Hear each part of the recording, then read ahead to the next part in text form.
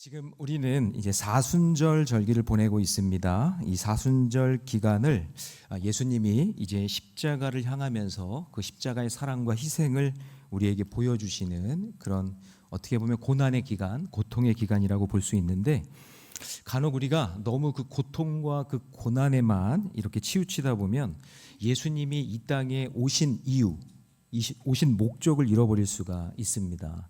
인자가 온 것은 즉 예수님이 우리에게 오신 목적은 고난만 보여주시려고 오신 것이 아니라 그 고난은 하나의 과정인 것이고 그 고난을 통해서 우리를 구원하시기 위해 오신 줄로 믿습니다. 나를 부르시고 나를 하나님의 자녀 삼아 주시려고 부르셨다는 사실을 꼭 기억하시기 바랍니다. 자, 그래서 우리가 갈라디아서 2장 20절 말씀을 근거로 하면 내가 그리스도와 함께 십자가에 못 박혔나니 그런즉 이제는 내가 사는 것이 아니요 오직 내 안에 그리스도께서 사시는 겁니다. 그러니까 십자가에 못 박혔다는 그 사실을 믿고 그리고 이제 내가 사는 것이 예수 그리스도가 사는 것이요 예수 그리스도가 사는 것이 내가 사는 삶이 되어야 될 줄로 믿습니다.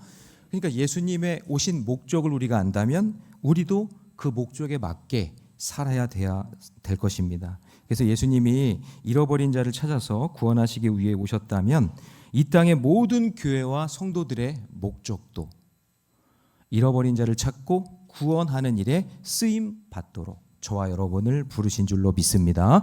자, 그러면 첫 번째 인자가 온 것은 무엇일까요? 이 세상에서 수혜당하는 자를 위해 오셨어요. 자, 오늘 본문에 우리가 잘 알고 있는 삭개오 이야기가 나오죠. 이 삭개오 앞에 항상 붙는 세 가지 수식어가 있습니다. 자, 2절 3절 같이 있습니다. 시작. 삭개오라 이름하는 자가 있으니 세리장이요 또한 부자라. 그가 예수께서 어떠한 사람인가 하여 보고자 하되 키가 작고 사람이 많이 할 수 없어. 그러니까 삭개오는 자기 인생에서 이 세 가지가 항상 따라다녔는데 첫 번째는 뭐냐면 세리장이었다라는 거죠. 로마 당국에서 이렇게 세금을 걷어들이는 그 일을 감당한 거예요. 그러니까 세금을 막 걷어들여서 로마에다 갖다 주니까 유대인들은 매국노라고 취급했겠죠. 그리고 비난했겠죠. 욕했을 겁니다. 그래서 백성들이 하는 말 중에 어떤 말이 있었냐면 거지가 주는 돈은 받아도 세리가 주는 돈은 받지 말아라. 그렇게 말할 정도로 세리를 어떻게 하대하고 그리고 무시했다라는 것을 볼 수가 있죠. 두 번째는 부자였습니다. 주된 수입이 어떻게 보면 세금 수수료를 받아서 살아가는 인생일 텐데 부자였대요. 아마도 글쎄요, 이거는 추측이지만 세금 탈세를 도와주거나 그래서 이익을 좀 챙기거나 아니면 로마 당국으로부터 너무 세금을 잘 걷어서 주니까 인센티브를 많이 받아서 그래서 부자가 됐을지도 모릅니다.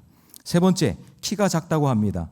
성경에 일부러 키가 크다고 말한 사람들은 있어요. 몇 명. 예를 들면 사울왕 같은 경우 키가 크고 골리앗 키가 크다고 얘기하잖아요. 그런데 일부러 키가 작다고 표현한 인물은 삭개오밖에 없습니다. 성경에 혹시 또 키가 작다고 하는 사람이 있으면 저한테 좀 알려주세요. 제가 일주일 내내 찾아봤는데 삭개오밖에 없더라고요. 그러니까 상대적으로 정말 키가 작은 사람이었다라는 것을 보여주는 거겠죠.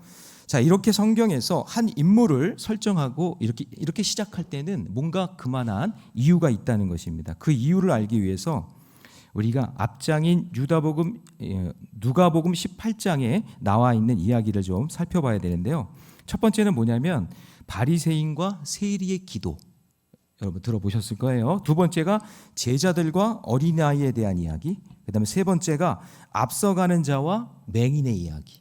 이런 이야기가 있어요. 여기서는 자연스럽게 기득권층과 소외계층이 대립되는 것으로 보여줍니다. 그러니까 첫 번째 이야기 속에서는 바리새인은 스스로 의롭다 여기는 기득권층이고 그리고 반대로 세리는 몰래 숨어서 기도하는 소외계층이겠죠. 그리고 두 번째 이야기는 모든 것을 다 버리고 예수님을 따르는 제자들. 우리는 다 버렸어. 우린 예수님의 수제자야. 막 그러면서 따라갔던 그 사람들은 제자들은 기득권층이고 버릴 것이 없고 항상 의존해야 살아갈 수 있는 어린아이들. 그런 아이들이 예수님 앞에 다가올 수 없는 소외계층이다. 그렇게 볼 수가 있는 거고요. 마지막으로 앞서가는 자와 맹인 이야기에서는 앞서가는 자들이 앞을 보지 못하는 맹인들을 꾸짖는 내용이 나오거든요. 그 자연스럽게 꾸짖는 사람들은 기득권층이고 아무것도 보지 못하는 맹인들은 소외계층이다. 그래서 여기서 나오는 세리, 어린아이, 맹인은 이 당시에 사회적 통념상 소외당하고 그리고 죄인 취급받았던 사람이라고 볼 수 있는 거겠죠. 자, 그런데 오늘 등장하는 삭개오가 바로 모든 소외당하는 그런 자들의 특징을 대표하는 인물이라는 겁니다. 자, 기도할 때에 바리새인에게 무시당한 세리처럼 삭개오도 백성들에게 무시당하는 세리장이었고, 제자들에게 무시당한 어린아이들처럼 삭개오도 유난히 어린아이같이 키가 작았고, 그리고 앞을 볼 수 없어서 무시당했던 맹인처럼 많은 사람들의 인파 속에서 너무 키가 작아 예수님을 볼 수 없었던 자가 바로 삭개오였다는 것이죠. 그래서 우리 예수님은 자기만 자격 있다고 생각하는 바리새인이 아니라 스스로 자격 없음을 깨닫고 눈물로 기도하는 세리를 찾아오시는 것이고, 무지하고 배운 것이 없고 연약해도 어린아이처럼 순수하고 내가 주님을 의존할 수밖에 없는 그런 인생을 사는 그런 연약한 자에게 찾아오시는 것이고, 그리고 신체적으로 장애가 있고 다윗의 자손이 나를 불쌍히 여겨달라고 간절하게 외칠 수밖에 없는 그런 맹인들을 찾아오시는 겁니다. 또한 이것은 생명의 가치를 어떻게 보냐의 문제로 볼 수가 있는데요. 그러니까 그 생명을 어떤 가치로 보느냐, 이게 너무나 중요한 것이죠. 그 사회적 통념에 따라 무시하고 죄인이고 그리고 버림받을 사람으로 취급하느냐, 아니면 너무나 귀하고 너무나 소중한 내 백성이냐, 그 생명을 그렇게 보느냐, 그 차이가 있는 거겠죠. 예전에 교회 학교에서 제가 교사를 이렇게 관찰해 보면 정말 주의가 산만한 아이들 있잖아요. 말도 안 듣고 막 말썽 피우고 하는 그런 아이가 전도되어 오든지 아니면 부모 따라서 이렇게 오게 되면 그 아이가 정말 하나님의 형상을 닮은 아이로 여기고 품어주고 그리고 금식 기도하면서 이 아이가 잘 되게 하기 위해서 애쓰는 그런 교사들이 있더라고요. 있어요. 우리 교회는 없나요? 아멘 좀 해보세요. 없어요? 있죠. 있어요. 정말 그 아이가 하나님의 형상이 회복되고 교회에서 잘 적응할 수 있게 해달라고 그렇게 눈물 흘리며 기도하고 금식하는 교사들이 있더라고요. 그러면 그 아이는 살아나요. 변화돼요. 예. 여러분, 그 아이가 바로 저거든요.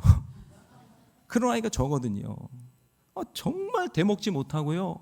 정말 장난 많이 피우고 선생님들 그냥 눈물 흘리게 만들었던 그런 제가 지금 이렇게 목사를 하고 있으니 말이에요. 근데 진짜 저를 위해서 기도해주고 눈물 흘리고 금식 기도해주고 했던 그런 교사 선생님이 아니었으면 글쎄요, 제가 뭐 하고 있을까요? 그 아이의 가치를 생명의 가치로 여기고 기도해주는 사람이 있었기 때문이라는 것이죠. 그런데 어떤 교사들은요, 그냥 막 원망 불평 쏟아내면서 저 녀석만 우리 반에 없으면 우리 반이 부흥할 텐데 막 그러면서 자기 입으로 그냥 막 쏟아내는 거죠. 그게 얼마나 큰 죄인지도 모르고 잃어버린 자의 심정이 없는 거예요. 생명의 가치가 없는 거예요. 그걸 모르는 교사인 거예요. 가정도 마찬가지예요. 자녀들 볼 때, 속회에서 속회원들을 볼 때, 선교회에서 한 영혼을 바라볼 때 말이죠. 생명의 가치로 봐야 돼요. 예? 나랑 다르다고 틀리다고 무시하는 게 아니라 그 사람을 생명의 가치로 볼 수 있는 믿음의 눈이 열리시기를 바랍니다. 예수님은 삭개오를 누군가에 의해 소외당하고 있는 생명의 가치로 본 거예요. 여러분은 내 주변의 사람들을 바라볼 때 어떻게 바라보고 계십니까? 생명의 가치로 보고 있어요? 여러분, 나를 생명의 가치로 여겨서 구원해 주셨듯이 자격 없고 연약하고 장애가 있고 소외당하는 그 영혼을 주님이 보내주신 생명의 가치로 볼 수 있는 영안이 열리기를 주님의 이름으로 축원합니다. 그 사람이 예수님이 인자로 오신 그 이유를 아는 사람인 거예요. 그런 눈을 가지고 있는 사람이. 두 번째, 인자가 온 것은요, 사모하며 기다리는 자를 위해 오셨어요. 예수님의 최종 목적지는 예루살렘입니다. 점점 죽음의 그림자가 가까이 오지만 십자가를 짊어지기 위해서 가고 있는 거예요. 자, 예수님은 이미 누가복음 18장 31절에서 예수님의 최종 목적지가 어딘지를 밝히셨어요. 그게 십자가의 고난이기 때문에 자, 한번 읽어볼까요? 18장 31절 시작. 예수께서 12제자를 데리시고 이르시되 보라 우리가 예루살렘으로 올라가노니 선지자들을 통하여 기록된 모든 것이 인자에게 응하리라. 자, 여러분 보세요. 예수님이 보라 이게 헬라어로 이도우라고 하거든요. 근데 이렇게 보라라는 예수님의 음성이 들릴 때는 그것은 하나님이 하실 일을 보라, 예수 그리스도를 통해 이루실 일을 보라, 그걸 보라는 거예요. 아주 강한 의지가 담겨 있는 거예요. 저를 따라해 봅시다. 보라. 예, 이 말이 들리는 순간 여기서는 뭔가 하나님의 놀라운 역사가 일어나기 시작하는 거예요. 그런데 제자들과 그 당시의 사람들은 예수님이 예루살렘으로 향하시는 그 진정한 의미를 깨닫지 못하는 거예요. 보라 그랬는데 못 보는 거예요. 그들의 대부분은 어떤 생각을 가졌냐면 예수님이 예루살렘에 입성하면 이제 로마의 압제에서 우리가 해방되고 뒤집어 엎고 그리고 새로운 세상을 만들어 줄 것이라고 착각하고 있었어요. 예수님은 성경에 예언된 마지막 최종 미션을 수행하기 위해 제자들을 데리고 예루살렘으로 가고 있습니다. 그런데 예수님이 갑자기 그 가는 길을 살짝 틀어서 여리고로 돌아서 지나가시는 거예요. 1절 보니까 여호와께서 여리고로 들어가 지나가시더라. 원래 예루살렘으로 가는 길은 많아요. 직선도 있고 뭐 곡선도 있고 여러 가지가 있겠지만, 근데 여러 가지 길이 있지만, 그런데 예수님은 준비된 그 만남의 역사를 이루기 위해서 그 생명의 가치를 알기 때문에 그 삭개오를 만나기 위해서 그 자리로 들어가시는 거예요. 자, 그럼 여기서 생각해 볼 것이 예수님이 예루살렘으로 서둘러 가시길 간절히 원하는 사람이 있었겠죠. 예수님, 여리고는 나중에 가시고 지금은 빨리 예루살렘으로 들어가셔서 그냥 정권을 바꾸시고 새로운 세상을 좀 만들어 주시고, 이런 거를 원하는 사람이 있었을 거예요. 예수님이 예루살렘에 가셔서 로마 정권 물리치면 뭐 한 자리라도 좀 차지하고 그때 내가 있어서 그 일을 내가 감당할 수 있다라고 하면서 주님 제가 여기 있습니다 하며 그런 것들을 꿈꾸는 무리와 군중과 제자들이 있었겠죠. 그럼 반대로 예수님이 예루살렘으로 입성하면 그것이 싫은 사람도 있었겠죠. 반대하는 사람들. 일단 로마를 등에 업고 있는 권력자들이 그렇겠고, 바리새인과 같은 종교 지도자들이 그랬을 것 같고, 그리고 세리와 같이 로마 당국과 결탁해서 조금이라도 이득을 챙기는 그런 사람들은 예수님이 예루살렘에 가는 걸 반대했겠죠. 그렇다면 삭개오는 예수님이 정권을 잡는 것을 반대하는 사람 아닙니까? 그렇잖아요. 로마가 정권이 바뀌어가지고 예수님이 정권을 잡으면 여태까지 해오던 일들 못하니까 반대해야 되는 입장이잖아요. 예수님이 불편한 거잖아요. 싫은 거잖아요. 만나면 안 되는 거잖아요. 그런데 삭개오는 예수님을 보기 위해 거리로 나왔어요. 상식적으로 생각해 보면요, 예수님이 여리고를 지나가실 때 나와서는 안 되는 인물이 누구예요? 삭개오예요. 다른 사람은 다 나와도 되는데 삭개오는 나오면 안 되는 거예요. 그런데 자 3절 같이 있습니다. 시작. 그가 예수께서 어떠한 사람인가 하여 보고자 하되 키가 작고 사람이 많아 할 수 없어. 자, 여기서 여러분 보고자 하여 하되라는 이 말은요, 그냥 단순히 구경하는 거 아니에요. 대부분 여러분 구경한다, 그러니까 삭개오가 뭔가 구경할 게 있어서 그냥 예수님 보려고 이렇게 왔다라고 생각하는데, 그게 아니라 예수님이 지나가시는 정보를 미리 들었고 간절히 보고 싶어서 열망하는 태도가 담겨 있는 말이 보고자 하되의 말 속에 담겨져 있는 거예요. 원문이 간절히 만나고 싶은 마음. 그런데 이 삭개오의 간절함을 막는 문제가 발생했어요. 그게 뭐예요? 첫째가 신체적으로 작은 것이고, 그리고 두 번째는 사람들이 가로막고 있는 거죠. 사람들이 예수를 보려 하는데 사람들이 가로막고 있는 거예요. 그래서 삭개오가 선택한 것이 4절입니다. 4절 같이 있습니다. 시작. 앞으로 달려가서 보기 위하여 돌무가 나무에 올라가니 이는 예수께서 그리로 지나가게 됨이로라. 자, 예수님을 보려는 마음이 얼마나 간절한지 예수님의 지나가는 동선을 미리 유추해 놓고, 그리고 먼저 앞으로 달려가서 돌무화과 나무에 올라갑니다. 그랬더니 예수님이 그리로 지나가시더라. 자, 사실 이 삭개오의 처음 계획은 어쩌면 이런 게 아니었을 수도 있어요. 군중들이 적당히 모였으면 예수님 그냥 바로 앞에서 볼 수도 있었겠죠. 그런데 그렇게 되지 않는 상황이고 자기 신체적으로 군중들에 의해서 막혀 있으니 보고 싶은 그 마음에 갑자기 어떻게 보면 돌발적으로 그런 행동을 했을 수도 있겠죠. 그런데 여러분, 이 삭개오가 예수님을 간절히 만나고 싶어하는 마음이 느껴지지 않아요? 느껴지지 않아요? 그죠? 자, 그랬더니 놀라운 일이 벌어집니다. 자, 5절 말씀 같이 있습니다. 시작. 예수께서 그곳에 이르사 쳐다보시고 이르시되 삭개오야 속히 내려오라. 내가 오늘 내 집에 유하여야 하겠다 하시니. 자, 언제부터인가 내 인생의 허무함을 느끼고 있던 시점에서 예수님이 우리 동네로 지나가신다라는 소식을 듣고, 그리고 예수님의 얼굴이라도 보고 싶은 마음에 간절한 마음으로 돌 무화과 나무 위에 올라갔는데 그 예수님이 나 있는 곳으로 오셔서 나를 쳐다봐 주시고 일방적으로 말을 걸어 주시네요. 삭개오야 속히 내려오라. 내가 오늘 내 집에 유하여야겠다. 이것은 예수님이 그냥 지나가시다가 우연히 본 것이 아니라 한 영혼에 대한 목적을 가지고 그 길을 의도적으로 삭개오가 사는 그 여리고에 삭개오가 세리를 하는 그곳에 삭개오가 올라간 그 돌무화과 나무 쪽으로 예수님이 지나가신 거예요. 삭개오는 기다렸다는 듯이 내려와 즐거워하면서 예수님을 맞이합니다. 자, 그런데 여러분, 여리고가 배경이 되는 이야기가 구약 성경에 한 곳이 더 나와요. 그 여호수아에 보면 나오는 두 명의 정탐꾼과 기생 라합의 이야기. 이 기생 라합이 처음 보는 이 두 명의 정탐꾼에게 아주 놀라운 말을 합니다. 제가 읽어볼게요. 말하되 여호와께서 이 땅을 너희에게 주실 줄을 내가 알고 있대요. 우리가 너희를 심히 두려워하고 이 땅의 주인이 다 너희 앞에 뭐가 녹아요? 내 마음이 다 녹았다. 그분이 어떤 분인지 내가 알고 있다.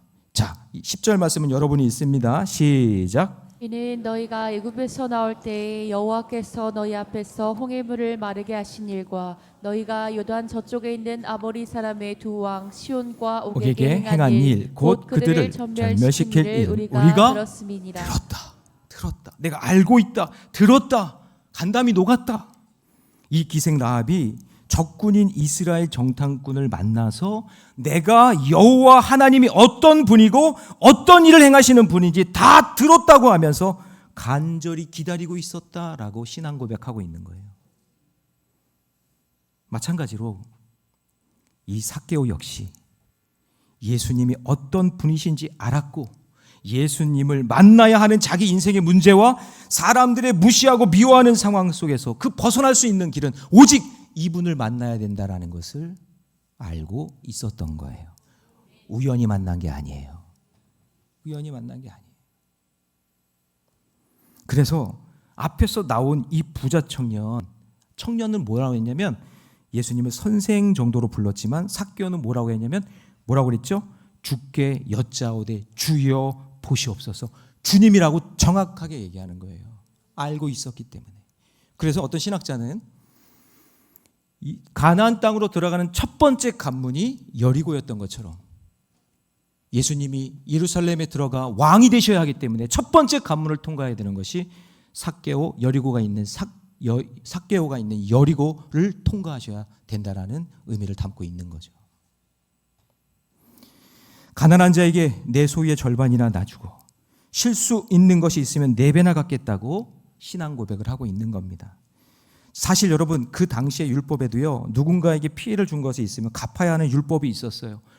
원금의 5분의 1 그러니까 한 20%만 더 갚으면 되거든요. 그런데 지금 삭개오는 율법을 뛰어넘어서 4배나 갚겠다고 이야기하고 있어요. 이것은 그냥 갑자기 생긴 마음이 아니라 예수님을 만나기 전에 이미 율법을 뛰어넘는 복음을 들었고 그분을 만나야 된다라는 그 믿음이 불타오르고 있었고 예수님을 만나고 싶은 그 간절함에 의해서 나타난 행동이라는 거예요. 예. 그래서 오늘 본문에 등장한 삭개오 이야기는요 예수님을 일부러 여리고를 지나가시고 그리고 그 당시 죄인으로 규정되어 평가받던 삭개오를 직접 찾아가 만나주시면서 잃어버린 죄인들을 찾기 위해 오셨다는 아주 명확한 모습들을 우리에게 보여주고 있는 줄 믿습니다. 그래서 그 앞에서 자꾸 얘기했던 게 뭐예요? 잃어버린 양, 잃어버린 드라크마, 잃어버린 아들, 잃어버린 장애인, 잃어버린 병든 자, 잃어버린 가난한 자, 오늘 잃어버린 세리 삭개오까지 그들을 다 찾기 위해서, 그들을 다 내 백성 삼기 위해서 주님이 이 땅에 오셨다라는 것을 명확하게 보여주고 있는 거예요. 여러분, 사람들을 보면 자기 속에 있는 걸 보아요. 자기 속에 있는 게 언젠가는 말로 나오고요, 행동으로 나오거든요. 그러니까 삭개오는 그 마음에 예수님을 품고 있었기 때문에 예수님을 만나고 싶은 마음이, 사람들이 날 무시하고 나를 죽이려고 덤벼도 그 순간 예수님을 만나야 되는 것이 그 몸속에서 나온 거예요. 여러분, 예를 들어서 화가를 한번 생각해 봅시다. 화가는 마음속에 무엇이 있느냐, 그 사물을 바라볼 때 그 화가가 어떤 마음을 갖고 있냐에 따라서 그 작품이 달라져요. 저희 교회도 그림 그리시는 분이 있잖아요. 꽃을 보는데 나는 이렇게 보이는데 어떤 분은 이거를 이렇게 봐요. 다르게 봐요. 그 사람 마음속에 있는 게 그림으로 나타나는 거예요. 여러분, 교회에 대해서 어떻게 생각하세요? 교회도 마찬가지예요. 그 사람이 가지고 있는 생각이 교회에 대한 것으로 나오게 되어 있어요. 사도행전 2장에 보면 성령을 통해 교회를 바라보는 사람은요, 사도들의 가르침에 따라 그 교회를 바라봅니다.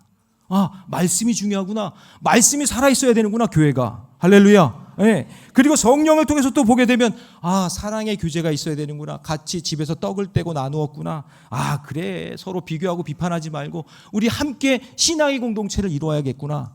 또 성령의 눈으로 교회를 보면, 아, 예배하는 공동체, 찬양하는 공동체, 섬기는 공동체, 봉사하는 공동체, 사랑하는 공동체, 그 공동체를 우리가 볼 수 있는 거예요. 그래서 여러분, 교회를 바라볼 때 성령이 보여주시는 교회상을 가지고 보듯이 한 영혼을 바라볼 때, 그 사람을 바라볼 때 부탁드립니다. 성령이 나에게 주시는 그 예수님의 마음으로 그 사람을 바라보게 되기를 주님의 이름으로 축복합니다. 사랑하는 성도 여러분, 지금 예수님은 함부로 규정하고 죄인 취급하는 그 당시에 사회에서 고발당하고 그리고 무시당하는 그 사람이, 한 사람 삭개오가 예수님을 사모하고 기다리고 있었기에 그 사람을 만나 주시는 거예요. 여러분, 우리 교회가 한 영혼을 바라보는 시선이 오늘 삭개오를 찾아오신 예수님의 시선으로 바라보는 역사가 일어나기를 바랍니다. 할렐루야. 네. 자, 세 번째, 마지막으로 잃어버린 자를 찾기 위해 예수님이 오셨어요. 자, 예수님과 삭개오의 만남을 지켜보던 사람들이 뭐라고 수군거리냐면, 자, 보세요. 이 사람들의 워딩을 보세요. 자, 7절입니다. 같이 있습니다. 시작. 무사람이 보고 수군거려 이르되 저가 죄인의 집에 유하러 들어갔도다. 자, 함께 있는 사람들이 누구의 집이라고 하냐면 삭개오의 집이라고 안 해요. 뭐라고 그래요? 죄인의 집이라. 여러분, 그런 말도 한 것이, 자기들은 그동안 예수님 뒤를 그렇게 졸졸 따라다니고 그렇게 예수 예수 이렇게 외쳤어도 한 번도 예수님이 자기 이름 불러주지 않았는데, 삭개오의 이름은 그냥 그 죄인, 그냥 세리, 그냥 우리 돈을 착취하고 로마에다 갖다 주는 저 사람의 이름, 삭개오라는 이름을 정확하게 불러주시잖아요. 게다가 어떻게 해요? 그 집에 신방까지 가겠대. 곁에서 보는 사람들이 수근수근 되는 거죠. 여러분, 이것이 그 당시 유대 사회에서의 세리들 평가하는 그런 사회적 통념이었다는 거예요. 그런데 예수님의 사역 속에는 만난 사람들을 잘 보시면 그 당시의 사람들이 죄인이라고 취급하는 사람들이에요. 거지, 병든 자, 창기, 그런 세리들은 다 만나주십니다. 그리고 예수님은요, 죄인을 불러 오셔서 회개시키러 오셨지만, 그런데 한 영혼을 부르실 때는요, 야, 이 못된 죄인아, 그렇게 부르신 적이 없어요. 죄인을 부르러 오셨지만 그 사람을 부를 때는 한 번도 이 죄인아, 이 못된 놈아, 이 나쁜 놈아 라고 부르시지 않았어요. 그런데 그 당시 유대인들은 삭개오를 향해 죄인이라고 정죄하고 있는 거예요. 유대인들이 이런 생각을 가지게 되었냐면, 유대 땅에 로마에 대한 헬라니즘 문화가 이렇게 점점 확산해서 들어오잖아요. 그러니까 이 특별히 율법이 전부였던 바리새인들이 이러다가 우리의 신앙 다 잃겠다, 말씀도 다 잃어버리겠다라는 생각에 거룩한 구별됨을 위해서 자기들이 스스로 부정적인 대상들을 정해놓은 거예요. 우리 이렇게 살면 안 되지, 이렇게 살면 안 되지. 그러면서 그 부정적인 대상을 누구로 정했느냐? 거지, 병든 자, 창기, 세리 등을 그렇게 정해놓고 그 사람들은 죄인, 그 사람들은 부정한 자, 그 사람들은 벌받는 자, 그렇게 얘기하는 거예요. 예수님은 그것을 정확하게 파악하셨죠. 그래서 누가복음 18장에서 바리새인과 세리, 제자들과 어린아이, 앞서가는 자와 맹인들 비유를 통해서 말씀하신 거고, 우리가 앞서서 말씀 배운 것처럼 누가복음 14장에서 말씀드린 것이 준비된 그 천국 잔치에 초대된 사람이 누구예요? 가난한 자들, 몸이 불편한 자들, 저는 자들, 맹인들. 그리고 지난주에 천국 갈 준비할 때 부자는 지옥 가고 거지 나사로는 천국에 오는 거예요. 그러니까 여러분, 거지, 병든 자, 창기, 세리들은 그 당시 유대 사회에서는 모두 죄인 취급당하는 거예요. 그런데 그런 죄인인 나에게, 그렇게 사람들이 나에게 죄인이라고 얘기하는데, 그렇게 낙인 찍었는데 예수님이 나에게 오셔서 청결하다, 깨끗하다라는 그 삭개오의 이름을 불러주시는 거예요. 삭개오야, 삭개오야. 얼마나 감동했을까요? 얼마나 기뻤을까요? 얼마나 눈물이 났을까요? 그래서 급히 내려와 즐거워하며 예수님이 영접하는 거예요. 자기가 얼마나 죄인인지를 아는 사람은 예수님 앞에 바로 적용하는 거예요. 그래서 여러분, 그 이름만 불러줘도 기뻐서 놀라운 적용을 합니다. 그래서 그냥 자기 거 다 재산 나눠주고요. 그리고 토색한 거 있으면 4배나 갚고 이런 일들이 일어나는 거죠. 여러분, 제가 서울에 와서 보니까 서울에 대해서 얘기하는 그런 몇 가지 특징들을 제 가족들 중에서 들었어요. 서울에 오니까 이런 특징이 있더라. 첫 번째가 뭐냐면 야경이 그렇게 예쁘더라고요. 한강에 가니까 야경이 아주, 거기 지날 때마다 우와 막 이렇게 감탄이 터져 나오고. 여러분들은 별로 감동 안 하시는 것 같아요. 서울에 사시니까. 두 번째는 노숙자가 그렇게 많아요. 거지가 많아요. 그리고 또 하나 특징이 뭐냐면 어딜 가나 공사해. 왜 이렇게 공사를 많이 하는지, 재개발을 하든지, 하여튼 무슨 이렇게 공사를 서울에 이렇게 많이 하는지 모르겠어요. 그럼 여러분, 시골은 어떤지 아세요? 시골은 밤이 되면 야경이 무서워요. 공포예요, 공포. 뭐가 훅훅 지나가요. 고라니 같은 거 막 지나가고요, 막 튀어나오고요. 대놓고 무서워요. 우리 막둥이는 그 시골길 이렇게 갈 때 그래요, 저한테. 아빠, 대놓고 무서워요. 시골 거리는 너무나 대놓고 무서워요. 그런데 여러분, 그거 아세요? 시골에는 거지가 없어요. 공사도 없어요. 자연 그대로예요. 자, 그럼 여러분에게 물어볼게요. 서울이 좋아요? 시골이 좋아요? 네? 서울이 좋아요? 그렇구나. 여러분, 그런 장소나 환경이 아니라 살기 좋은 곳은, 알려드릴게요, 내 이름을 불러주는 거예요. 그곳이 좋은 곳이에요. 내가 어디에 있든지 나를 찾는 사람이 있고 내가 역할을 감당할 수 있는 그곳이 가장 좋은 곳이에요. 여러분, 맨날 서울 야경만 보고 살래요? 맨날 서울 야경만 봐요? 솔직히 저는 좀 지겨워졌어요. 이제 감탄도 안 나와요. 그러면 여러분 어떻게 해요? 시골에서 계속 살 거예요? 나는 자유인이다? 그거 맨날 찍으면서 그렇게 살 거예요? 그렇지 않아요.